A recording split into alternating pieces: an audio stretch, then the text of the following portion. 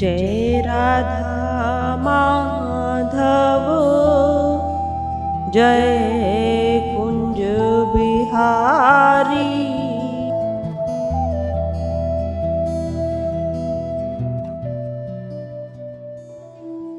जीवन में ये देखा गया सहज कर्म में कि प्रत्येक मनुष्य की कुछ आवश्यकताएं और कुछ इच्छाएं, आवश्यकताओं में और इच्छाओं में बहुत अंतर है। सुनने में दोनों एक जैसी मालूम होती, आवश्यकता भी और इच्छाएं भी दोनों एक, परंतु बहुत अंतर है। हम सबकी जो आवश्यकताएं, उन सब की पूर्ति संभव हो सकती और सबकी होती। जितनी शरीर से संबंधित आवश्यकताएं हैं वो सब हमें मिलती, प्रत्येक प्राणी को मिल रही, उसके अनुसार मिल रही, परंतु जो इच्छाएं वो अनंत। इच्छाएं कभी किसी की पूर्ण नहीं होती और आवश्यकता का संबंध तो हमारे जीवन काल, हमारे शरीर से कहा गया आवश्यकता, और इच्छा का संबंध हमारे मस्तिष्क से है, मन से इच्छा जुड़ी। यदि किसी कारण आवश्यकता पूर्ण नहीं भी तो हमें कोई दुख नहीं होता, और यदि इच्छाएं पूर्ण न हो तो हमें दुख होता है, क्योंकि वो मन से जुड़ी, उनका तार मन से जुड़ा है। मन ने कहा था आज अमुक कार्य होना था, मेरी वह इच्छा थी आज पूर्ण नहीं हो पाई, तो वहां क्या मन में दुख आता है। दुख होता तभी है तब कोई ना कोई हमारी अपनी अभिलाषा अपूर्ण रह जाए, तभी दुख होता। घर परिवार में भी रहते हैं, मेरे मन के अकॉर्डिंग सब काम करे तो बहुत अच्छा, और यदि मेरे अनुसार न हो तो फिर दुख ही दुख है, मेरी कोई वैल्यू घर में नहीं। यही कहते हैं ना, मेरी कोई वैल्यू नहीं, कोई बात मेरी नहीं मानता। मेरे मन के अनुसार यदि समस्त कार्य हो तब मेरी रिस्पेक्ट है, मेरी वैल्यू है, मैं भी कुछ हूं, और इसके विपरीत नहीं है तो हम दुखी हो जाते। क्यों? क्योंकि इच्छाओं का संबंध मन से जुड़ा है, और शास्त्रों में आया है इच्छा अर्थात कामना, कि कामना भी उसके भी प्रकार बताए गए, दो प्रकार की कही गई, एक शुद्ध सात्विक कामना और एक सांसारिक कामना। जितनी सांसारिक कामनाएं, इच्छाएं, ये बंधनों में डालने वाली जितनी सांसारिक कामनाएं, कि मेरा भारत में तो एक अच्छा मकान है ही, विदेश में भी हो जाए। अब हमने तो उसको एक बार कहा, पर जो हमारा सूक्ष्म शरीर है ना, उसमें वो लिखित रूप में पड़ी है। वाणी से तो बाहर कब आती है? जब सामने से कुछ चर्चा हो तब तो वाणी से बाहर आती, वरना हमारे चित्त में वो लिखित में है कि हमारी इच्छा यह भी है कि एक विदेश में भी अपना फ्लैट है, कि वहां पर भी कुछ समय जाकर रहा जाए। तो जो इच्छाएं हैं वो मन से जुड़ी, जितनी शारीरिक हमारी इच्छाएं हैं, कामनाएं हैं, वो क्या है? भटकाव ही देने वाली, जन्म जन्मांतरों के जो बंधन में डालने वाली हैं, वो केवल सांसारिक कामनाएं ही हैं। और इसके विपरीत यदि शुद्ध सात्विक कामना, तो उसको गीता में कामना नहीं कहा गया, उसको तो अपना उद्देश्य कहा गया, कि मानव की कामना क्या होनी चाहिए, कि जिस भी परिस्थिति में मैं हूं, जैसी भी अवस्था मुझे प्राप्त है, मैं प्रभु को प्राप्त हो जाऊं, या मेरे द्वारा समस्त शुभ काम ही हो, मैं प्रभु की भक्ति में लगा रहूं, समाज के परोपकार में मैं लगा रहूं। तब शास्त्र कहते हैं ये कामना नहीं, ये तो हम सबका उद्देश्य है।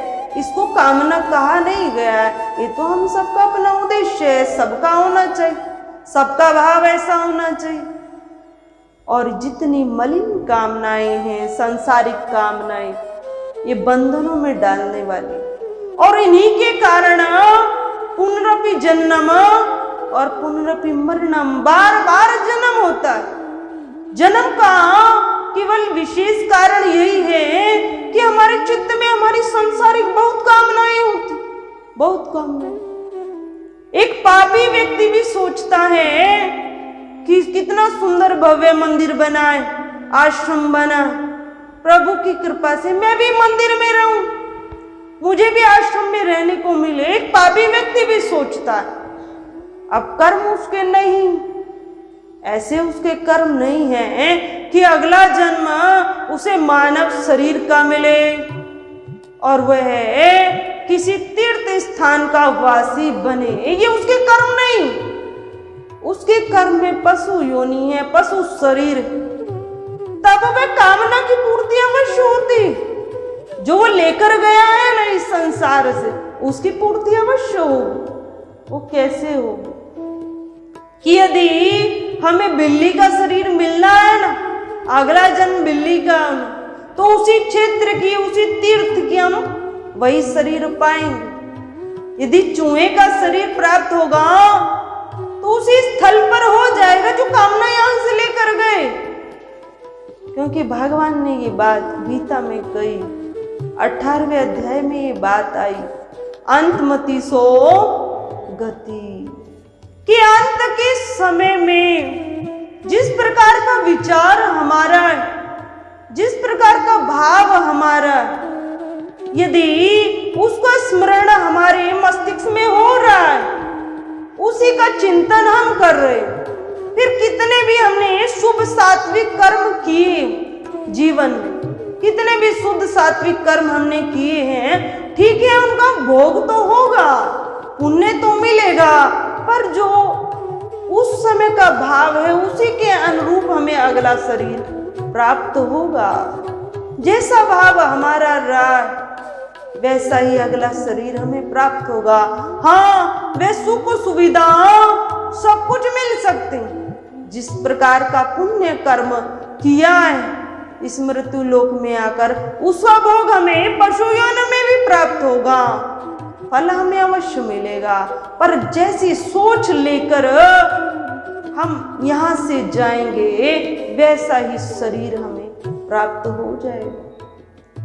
और इसीलिए गुरु जी एक चीज पर बहुत ध्यान देते थे और अपने जितने उनके साथ जो भक्तजन जुड़े हैं उनको कहते थे कि व्यक्ति सोचता है जीवन भर धर्म कर्म करेंगे, जीवन भर हम अपना धर्म कर्म भी करेंगे, परोपकार भी करेंगे, अर्थ प्राप्ति भी करेंगे, और अंत समय में सब कुछ त्याग कर भजन करते हुए शरीर का त्याग करें।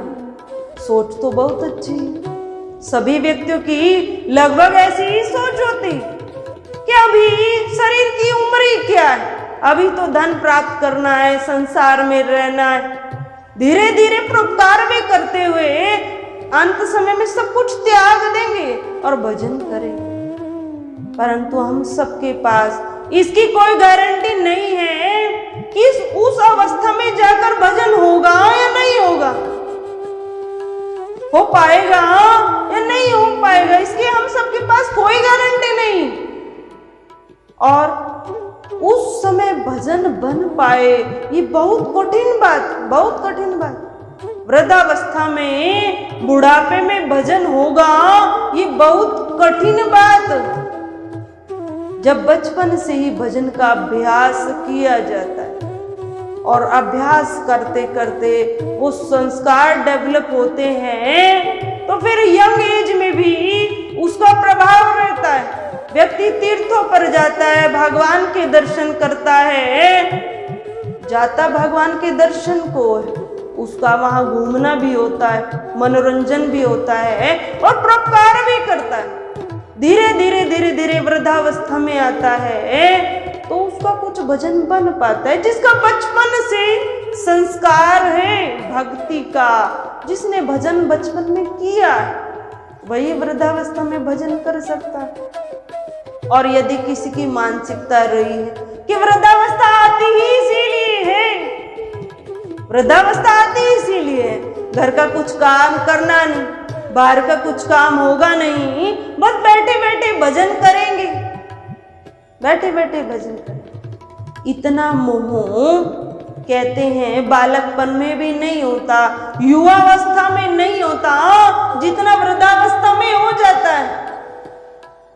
अपने ही घर से मोह हो जाता है। और व्यक्ति को कहा भी गया है कि जैसे जैसे संसार में रहा, संसार को देखता रहा, जैसे जैसे दृश्यों का उसने दर्शन पाया, वो वृद्धावस्था में सब कुछ चलता रहता है दिमाग में। वो जब बैठ जाता है ना, तब वो जो पूरे उसके जीवन की एक स्टोरी बनी हुई, बस वो रिपीट होती रहती। जिस भाई के पास भी बैठा अपनी जीवन गाथा प्रारंभ, जिस संत के पास बैठा अपनी जीवन गाथा प्रारंभ, तो वो क्या होती है, बार बार रिपीट हो रही है, बस वही चलती रहती, वृद्धावस्था में वही चलती रहती। सत्संग की तो बात भूल जाता है, सत्संग में क्या बताया भूल जाएगा, और अपने जीवन की 20 साल पुरानी बात वह भी याद रहती, वह भी याद। क्यों? क्योंकि जहां बैठता बस अपने जीवन का वर्णन करता, मैंने ये किया, जीवन में मेरे द्वारा ये हुआ, तो भजन कहां से बनेगा? वो तो उल्लू की आयु हम लेकर आए, जो वृद्धावस्था की हमारी आयु है ना, वो उल्लू की आयु है। और उल्लू जीव होता कैसा है? एक स्थान पर बैठा रहता है और देखता रहता है, रात्रि में उसको दिखाई देता है, रात्रि में उल्लू जगता है। तो वृद्धावस्था में क्या करते हैं? नींद तो चली जाती और बैठकर बस घर में आज कौन आया, कौन जा रहा है, रात्रि भर बैठे हुए घर का जैसे एक चौकीदार पहरा करता है, बस वही काम रह जाता है, वही करता है, घर की पहरेदारी पर रहता है। तो हम सोचें जीवन भर काम धंधा करेंगे, जितना काला धन है उसको सफेद करेंगे, कुकर्म भी करेंगे, और अंत समय में भगवान का नाम लेकर पार हो जाएंगे। तो ये केवल हमारी सोच है, ऐसा संभव नहीं। जिसने भी भजन साधन किया बचपन में और युवावस्था में तीर्थों का भ्रमण किया है, अपने जीवन को परोपकार में बनाया है, वही वृद्धावस्था में भजन कर सकता। वृद्धावस्था में यदि एक वृद्धों को कहे ना कि आप कम बोला करो और राम राम किया करो, तो क्या कहते हैं कि राम राम तो चलता रहता है हमारा, अंदर है ना, हमें वाणी की आवश्यकता नहीं, अंदर से सब चलता रहता है। इतने सिद्ध हो जाते कि उनको सुनना भी अच्छा नहीं लगता। और जितने वृद्ध जन उनके लिए गुरुदेव एक बात कहा करते कि उनका जो कक्ष है वो बहुत साधारण होना चाहिए, और उसमें जो उनका इष्ट है, जिनसे उन्होंने दीक्षा ली है, गुरु है, केवल उसके फोटो होने चाहिए, केवल अपने इष्ट के।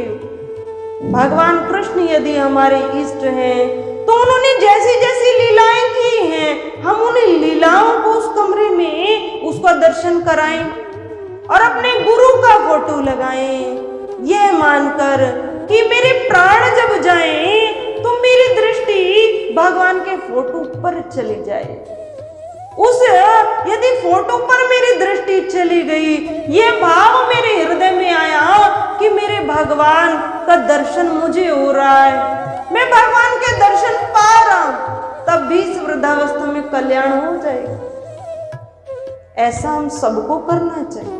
प्रैक्टिकल जीवन पे गुरुदेव बहुत जोर देते थे हम सबका जीवन प्रैक्टिकल होना चाहिए। वो स्वयं भी ऐसा ही करते। गुरुदेव के कक्ष में उनके इष्ट राम की ही फोटो रहती थी। अपने समक्ष अपने राम की फोटो रखते थे, जबकि सिद्ध संत थे हर समय अपने राम की फोटो रखते। तो ये जीवन जीने की कला है कि जीवन भर हमने धर्म कर्म किया, पर यदि अंतमति हमारी सही नहीं रही, मोह बना रहा या किसी विशेष सदस्य में वह भाव चला गया, तो जीवन में जितना धर्म कर्म किया, जितना पुण्य कर्म किया, सब व्यर्थ हो जाए। तो वृद्धावस्था में सचेत रहने की आवश्यकता है। कई भाई ऐसे होते कि बस महात्मा जी मेरा रिटायरमेंट हो जाए, फिर मुझे आश्रम में ही आकर रहना है। कहते रहते हैं घर पर जाओ, वो बड़े धार्मिक हो, रिटायरमेंट तो हो जाए, बस मैं फिर आश्रम में आकर ही रहूंगा, कुछ सेवा भी किया करूंगा और भजन साधन करूंगा। अब सोच तो बहुत अच्छी है, सबकी सोच ऐसी होनी चाहिए, परंतु जैसे ही रिटायरमेंट हुआ, घर में रहने लगा, तो जितना प्रकार पहले होता था ना, वह भी खत्म हो गया। अब महात्मा जी ने पूछा कि आप कहा करते थे कि आश्रम में आ जाएंगे और जितना शरीर साथ देगा निष्काम सेवा भी करेंगे और अपने जीवन को सार्थक करेंगे। अब ये सोच कहां पर चली गई? तो क्या कहते महात्मा जी, हाँ हम कहते जरूर थे, पर जब हम बाहर से आते हैं ना, अरे पोता दौड़कर हमारे पास आता है, गोदी में आता है, महात्मा जी बस कहीं जाने का मन नहीं करता। ये पोता हमसे बहुत प्रेम करता है, मोह करता है, हमारा बहुत प्रेम करता है, महात्मा जी सारी थकान दूर हो जाती है। तब स्वामी जी ने कहा, वो पोता तुम्हें स्नेह नहीं करता है, वो किसको स्नेह करता है? जब तुम बाहर जाते हो क्या कुछ लेकर आते हो? उसने कहा महाराज जी मैं पोते के लिए जरूर कुछ लाता हूँ। कि वो तुम्हें स्नेह नहीं करता, जो तुम लाते हो ना उसके लिए वो तुम्हें स्नेह करता है, इसलिए तुम्हारे पास दौड़कर आता है। तो कहने का भाव क्या है? ये सब सत्य घटना है, वास्तविकता जीवन की, कि हम सबकी सोच तो बहुत सुंदर होती है, पर वो सोच केवल सोच न रह जाए, सोच केवल भाव में न रह जाए, जीवन में आनी चाहिए। तो जिस अवस्था में हम हैं, भले ही वृद्धावस्था में हैं, यंग एज में हैं, बचपन की एज में हैं, हमें धर्म को उसी प्रकार करना चाहिए जैसे हम भोजन को करते हैं। भोजन की हम सबको आवश्यकता है, बचपन में बच्चों को भी आवश्यकता है, बड़ों को भी आवश्यकता है, वृद्ध जनों को भी आवश्यकता, सबको आवश्यकता है। तो जिस प्रकार भोजन की आवश्यकता है, उसी प्रकार भजन की आवश्यकता है। बस इस छोटे से सिद्धांत को हम अपने मस्तिष्क में बिठाएं कि दिन में जिस प्रकार समस्त क्रियाएं होती हैं, उसी प्रकार मेरा भजन भी होना चाहिए, भजन नहीं छूटना चाहिए। अन्य क्रियाएं किसी कारण छूट जाएं तो छूट जाएं, पर भजन न छूटे। यदि ऐसा भाव हमारा रहता है, तब हमारा सुंदर विचार वृद्धावस्था में रह सकता है। वृद्धावस्था में हम भगवत चिंतन कर सकते हैं, भगवान के चिंतन में हम रह सकते हैं। तो भजन साधन को बढ़ाने हेतु हमें प्रयत्न करते रहना चाहिए। राजा ययाति की कथा आप सबने हमने कई बार सुनी, पढ़ी, तो वो हमें प्रेरणा क्या देती? राजा ययाति की कथा क्या प्रेरणा देती? वैदिक साहित्य में इसको बहुत विस्तृत तरीके से बताया। प्रेरणा हमें यही देती कि हम 100 वर्ष नहीं, 1000 वर्ष यदि जीवित रहे, 100 वर्ष ही नहीं 1000 वर्ष, तब भी हमारी इच्छाएं कभी समाप्त नहीं होंगी। इच्छा कभी समाप्त नहीं। यदि एक इच्छा पूर्ण होती है तो 3 इच्छाएं और उत्पन्न होती, 3 इच्छाओं की पूर्ति है तो 5 इच्छा और होती। बढ़ती बढ़ती इच्छाओं का कोई अंत नहीं। जैसे आकाश का किनारा खोजना संभव है, उसी प्रकार इच्छाओं का पार पाना असंभव। कभी किसी की इच्छा समाप्त नहीं। हाँ, यदि इच्छा समाप्त हो सकती है तो केवल ज्ञान से समाप्त हो सकती है। ज्ञान में ही हम सबका जीवन समाहित। यदि प्रबल विवेक हम सबका है तब इच्छाओं पर कंट्रोल हो सकता है, उन पर पार पाया जा सकता है। हम सबका विवेक प्रबल होना चाहिए। विवेक के द्वारा ही भजन होता है और विवेक के द्वारा ही भगवान में हमारा जो विश्वास है, निष्ठा है, वे बढ़ती। विवेक के द्वारा ही भगवान है। अगर हम देखते हैं आंखों के द्वारा या अपनी बुद्धि के द्वारा जो अपना है, तो भगवान नहीं। भगवान किसके द्वारा है? हमारे विश्वास के द्वारा, हमारे भाव के द्वारा, शास्त्रों की मान्यता के द्वारा। हम उस दृष्टि से भी भगवान को देखते हैं। प्रबल विवेक के द्वारा नहीं, भगवान है और इस संसार के प्रत्येक कण में भगवान, इसे ही विवेक कहा गया। तो विवेक के द्वारा हम अपनी इच्छाओं पर नियंत्रण कर सकते हैं, इन इच्छाओं को कंट्रोल कर सकते हैं। और विवेक के द्वारा जिस भी परिस्थिति में हम रहते हैं उसमें अपना कल्याण कर सकते हैं। ये जरूरी नहीं कि हम किसी आश्रम में जाकर ही रहें, किसी मंदिर में जाकर ही रहें तभी हमारा कल्याण हो। ये जरूरी नहीं। जरूरी है कि हमारी चित्त वृत्ति कितनी भगवान से जुड़ती। जरूरी तो ये, यदि ग्रस्त जीवन में रहकर भी हम ग्रस्त नियमों का पालन करते हुए अपनी मनोवृत्ति को, चित्त वृत्ति को भगवान से जोड़े रहते, तब फिर कोई अंतर नहीं पड़ता है कि हमने गेरुए वस्त्र धारण नहीं किए। कोई अंतर नहीं पड़ता। बस हमारी चित्त वृत्ति भगवान से जुड़ी रहे। सबसे महत्वपूर्ण है कि भगवान के प्रति प्रेम हमारा बढ़ता रहे। बस यही हमारी कामना, इच्छा भी होनी चाहिए कि भगवान के प्रति प्रेम बढ़ता रहे और मन से, वचन से और कर्म से मेरे द्वारा कोई पाप कर्म न। इस पर हमें चिंतन करना चाहिए। परंतु आज का मानव क्या सोचता है कि यदि मेरे द्वारा भजन साधन नहीं भी हुआ तो मेरे जो सगे संबंधी है ना, वो सब बाद की सब क्रियाएं करेंगे, मेरे निमित्त भागवत भी कराएंगे और मेरा कल्याण हो जाएगा। एक भाई से चर्चा हुई तो उस भाई ने कहा, साध्वी जी मैंने अपने परिजनों को कह रखा है कि मेरे निमित्त अमुक तीर्थ पर भागवत करानी, भागवत का लाभ मुझे मिलेगा, मेरी मृत्यु के बाद मेरे उस तीर्थ पर जाकर मेरे निमित्त भागवत करानी। तो ये विचार कर उसने कहा कि उसका लाभ मुझे मिल जाए। हम संसार से ऐसी आशा उपेक्षा न रखें।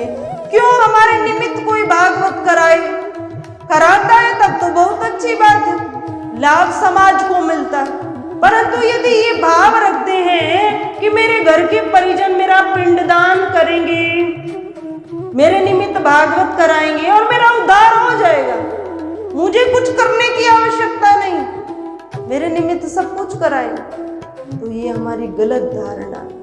इस संसार में जितने व्यक्ति, अधिकांश व्यक्ति जो धार्मिक नहीं, धार्मिक होने का नाटक तो सभी करते हैं, मंदिर भी अधिकांश सभी जाते हैं, भले कोई चर्च में जाता है पर मंदिर, गुरुद्वारे में सब जाते हैं, सब मत्था टेकते हैं और वो भी इसी समाज में रहते हैं, वो भी इसी समाज में रहते हैं और चोरी भी इसी समाज में होती है।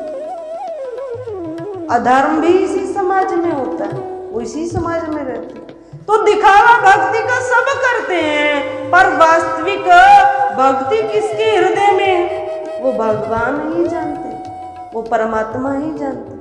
तो हम ये आशा भी न रखें कि मेरे निमित्त भागवत कराकर, मेरा पिंडदान कराकर मेरा उद्धार हो जाएगा। हम स्वयं अपना उद्धार करें, इसी निमित्त इस संसार में कि हम स्वयं अपना उद्धार करें। इस संसार में तो सब स्वार्थ से ही भरे। एक कथा आती, दृष्टांत है कि एक वृद्ध को 3 बेटे थे। अब वह वृद्ध बड़ा निश्चिंत था, उसने अपने तीनों बेटों को बहुत पढ़ाया, बहुत सुंदर संस्कार दिए।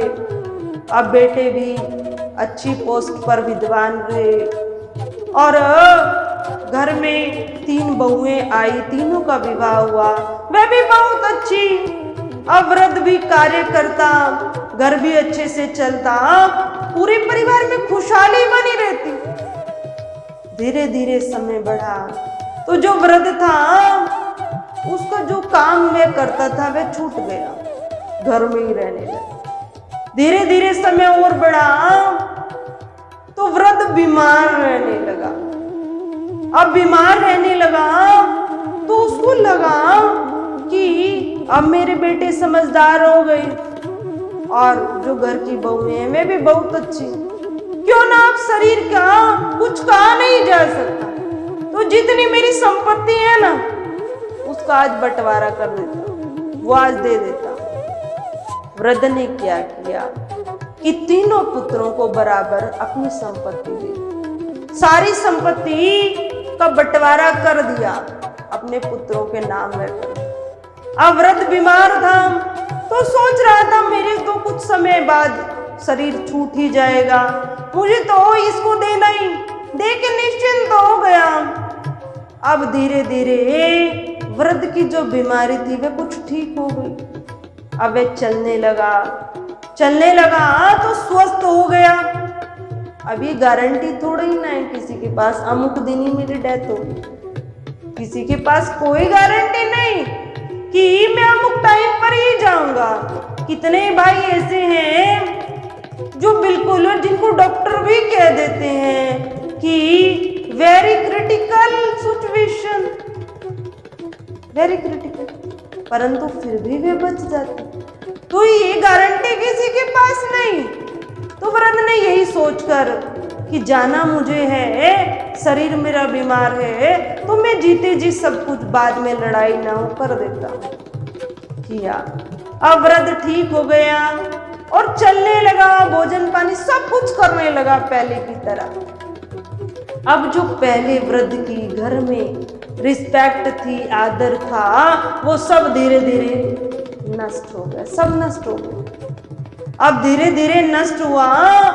अब जो बड़ी बहू वो छोटे वाली से कहने लगी कि पिताजी मेरे ही पास रहते हैं, कुछ दिन तुम भी तो अपने पास रखो। अब कुछ दिन उसके पास रहे। अब बीच वाली छोटे वाली से कहने लगी पिताजी मेरे ही यहाँ रहते हैं, कुछ दिन अपने पास रखो। अब छोटे वाली ने कुछ दिन पास रखा तो बड़ा बुजुर्ग इनको देखता रहा, पिता उनका देखता रहा, बहुत समझदार था। तो उसको बहुत हृदय में दुख भी हुआ कि मेरे साथ ये क्या हो रहा है, ये घर भी मेरा, संपत्ति मेरा, सब कुछ मेरे होता हुआ भी मुझे कोई घर में रख के खुश नहीं, प्रसन्न नहीं। तब उसने ये बात अपने मित्र से कह दी और मित्र, रोज वे अपने मित्र से मिलता था, मित्र के सामने ये बात कही तो मित्र को भी बहुत दुख हुआ, बहुत दुख। तब मित्र ने एक योजना बनाई और कहा मित्र तुझे मेरी बात माननी पड़ेगी, बस एक बात मैं कहता हूं, तेरे जीवन का दुख समाप्त हो जाएगा। अब उसने कहा हाँ मित्र बता। ठीक है मैं तेरी बात मानता हूं, तू बात बता। तो मित्र ने कहा तू अपने घर में जाकर कहना बड़े वाले बेटे से कि जो मेरा अमुक नाम का मित्र है उसके यहाँ मैंने एक संदूक रखा है और उसमें बहुत वस्तुएं जो बहुमूल्य वस्तुएं हैं, कुछ स्वर्ण है, कुछ अन्य मुद्राएं हैं, कम से कम उसमें 10 लाख रुपए तक का सामान, बहुमूल्य सामान, वो मैंने अपने यहाँ दोस्त के यहाँ रखा था और अब मेरी इच्छा है कि उसको घर में मंगवा लिया जाए। ऐसा ही उसने जाकर किया। जैसे ही ये दोस्त को पता चला कि जो दोस्त ने मुझे बात कही वो पूर्णतः सही, और आकर अपने बेटे से कहा, तो जो बेटे के साथ में बहू थी उसने भी ये बात सुनी तो बड़े वाली बहू कहने लगी, पिताजी ठीक है, ये बेटा आज ही जाकर उसको ले आता है, ज्यादा दिन दूसरों के घर में अपना धन नहीं रखना चाहिए, बेटा जाकर लाता है। बेटे से मंगवाया, परंतु दोस्त ने पहले से ही समझा रखा था कि उसमें बहुत बड़े ताले में लगा था, और तो जीवन भर जब तक जीवित है इसकी चाबी किसी को नहीं देना, बस चाबी अपने पास रखना, उस चाबी की इस तरह केयर करना जैसे बहुत अनमोल खजाना उसके अंदर, जैसे खजाने की केयर करते हैं उस तरह बस चाबी का ध्यान रखना, सब काम बन जाएंगे। अब उसने ऐसे ही किया। संदूक आया तो बड़े वाली बहू कहने लगी, पिताजी आप हमारे पास ही रहिए, मैं बड़ी हूं, मेरा कर्तव्य ज्यादा है कि मैं आपकी सेवा करूं, आप मेरे पास ही रहिए।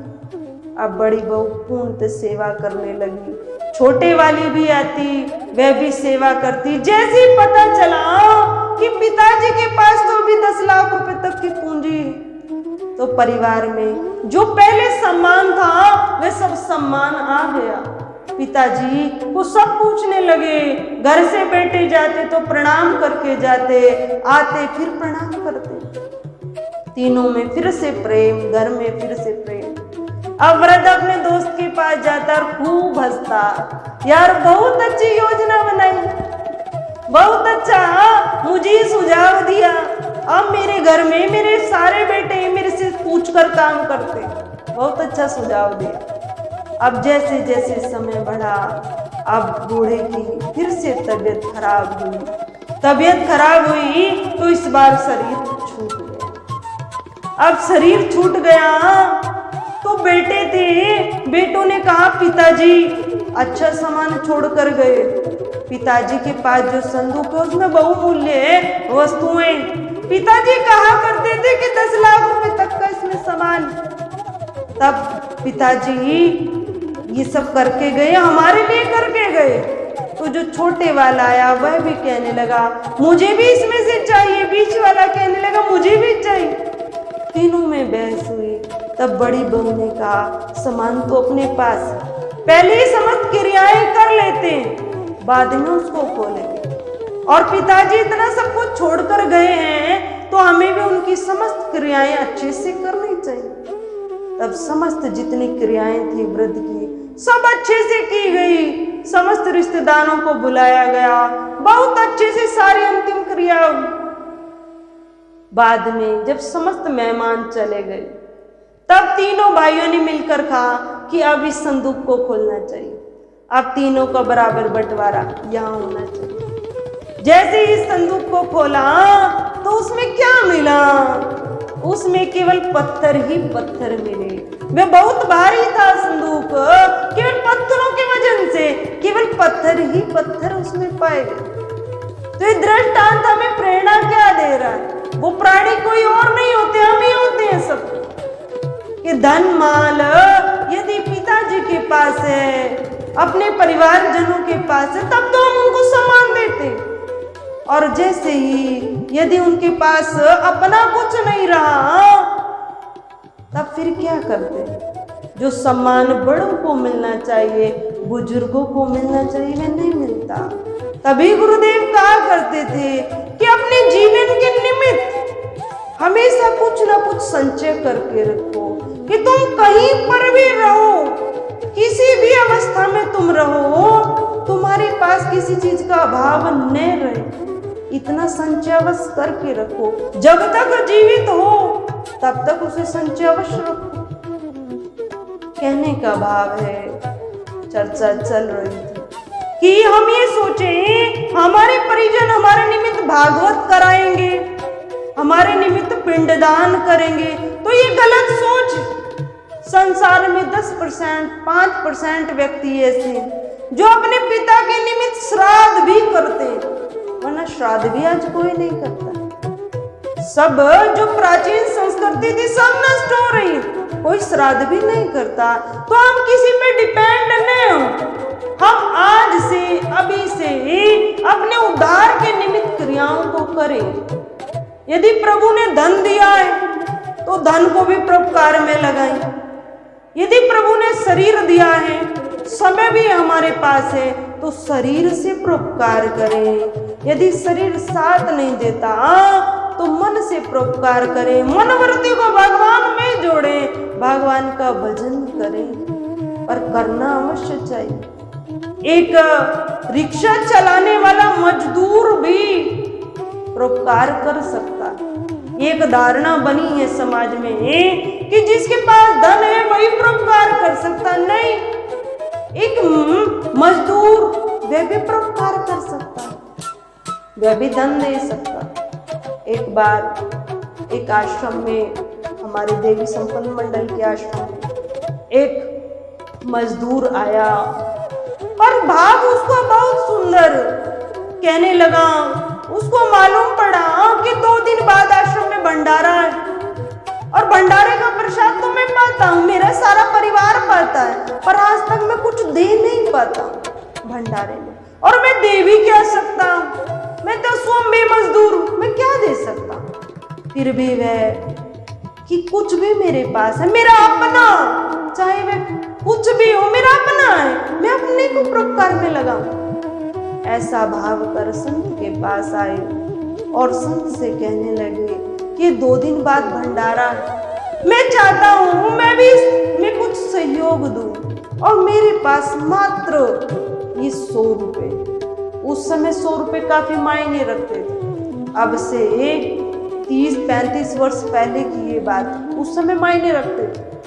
तब उसने 100 रुपए वहां दान दिया, भंडारे थे। तब जो महाराज जी थे उन्होंने कहा कि तुमने इसका दान दिया है ना, तुम्हारी कमाई कितने की? उसने कहा दिन भर में जितना काम करता कम से कम उसमें 300 रुपए, 350, बस इतना ही कमा पाता। परिवार को बताया, बहुत बड़ा परिवार। तब महाराज जी ने कहा कोई बात नहीं, तुम आना परसों को अपने समस्त परिवार को लेकर आना, प्रसाद यही पाना है और हमसे मिलकर तभी जाना। जब वह ऐसा सोचकर चला गया, 2 दिन बाद परिवार के साथ आया, भोजन पाया, तो महात्मा जी ने कहा कि परोपकार छोटा या बड़ा नहीं होता, तुम एक दिन में इतना कमाते हो और उसमें से तुमने इतना दान दिया तो तुम्हारा परोपकार बहुत बड़ा है। जो व्यक्ति 10,000 रुपए प्रति डे कमा रहा है, जिसके एक दिन की कमाई इतनी, यदि वो 500 रुपए का दान दे तो वो उसका बहुत छोटा है, तुम्हारा परोपकार तो बहुत बड़ा है। तब कहा कि तुमने जो पैसे दिए थे, जो तुमने अभी सब्जी पाई है ना, उसमें जो तुम हल्दी देख रहे हो वो तुम्हारे ही पैसे हैं।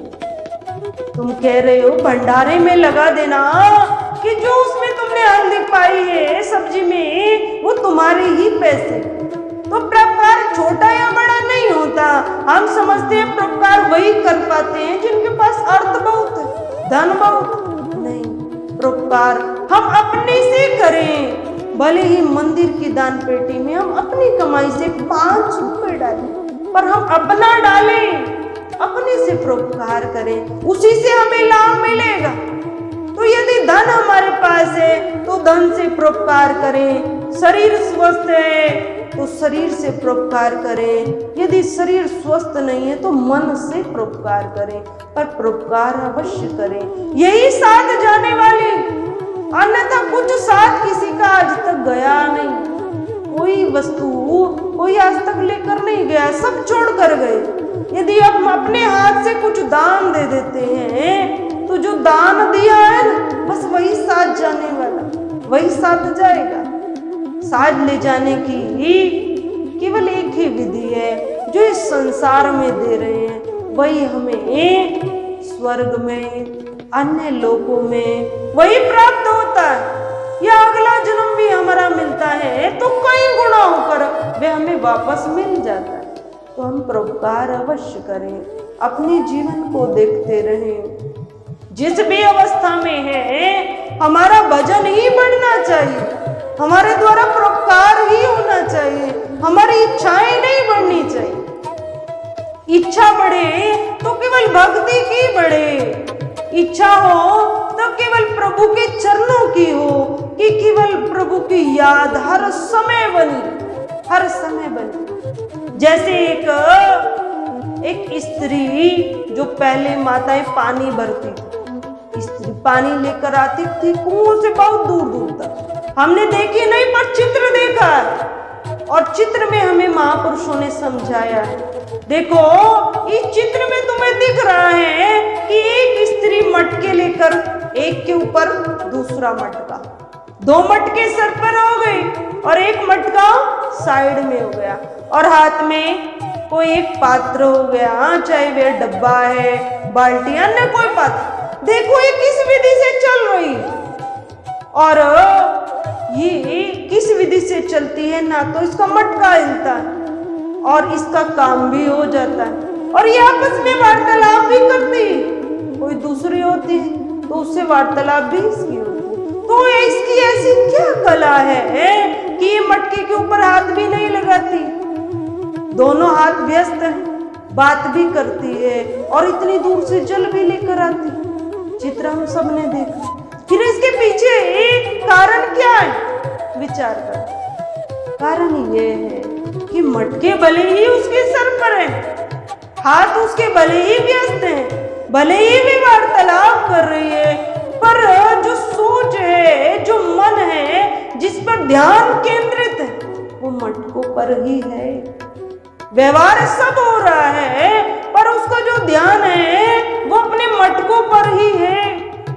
बस अपने ध्यान को उसी में लगाए। यही जीवन जीने की कला। घर परिवार में रहते हुए भी मनवृत्ति भगवान में बनी रहे, भगवान से जुड़ रहे। कर्तव्य भी हम सब करें। अपना जो एक व्यक्ति का अपनी ही बहुत सारी क्रियाएं हो तो सब करें, परंतु मनवृत्ति भगवान में बनी रहे, भगवान से जुड़ी रहे। भाई यही जीवन जीने की कला है। तो हम सब भगवान की प्राप्ति में हम सब योग्य हैं, कोई अनधिकारी नहीं। कोई कहे ब्राह्मण को ही भगवान मिलेंगे, कोई कहे क्षत्रियों को ही भगवान मिलेंगे। मनुष्य जन्म मिला ही भगवान की प्राप्ति के निमित्त। तो हम सब अधिकारी, कैसी भी पोजीशन में हम हैं, हम योग्य हैं, इसी निमित्त हमें शरीर मिला। तो अपनी योग्यता को देखते हुए भक्ति के बहुत सारे साधन कहे गए हैं, कोई एक साधन नहीं कहा गया। अपनी रुचि के अनुसार हम किसी एक साधन को अपनाकर इस भव सागर को पार कर सकते हैं, केवल एक साधन अपनाकर। तो हम अपनी रुचि के अनुसार किसी एक साधन को अपनाएं और इस भव सागर को सदा सदा के लिए पार कर जाएं। ये हम सबकी धारणा होनी चाहिए। जीवन में आई समस्या से निपटने हेतु व घर में सुख शांति हेतु आप भी परम पूज्य साध्वी जी से अपना प्रश्न कमेंट बॉक्स में लिखकर पूछ सकते हैं। पूज्य साध्वी जी के प्रवचन प्राप्त करने हेतु दिव्यवाणी चैनल को सब्सक्राइब करें, वीडियो को लाइक करें और शेयर करें और चैनल को सब्सक्राइब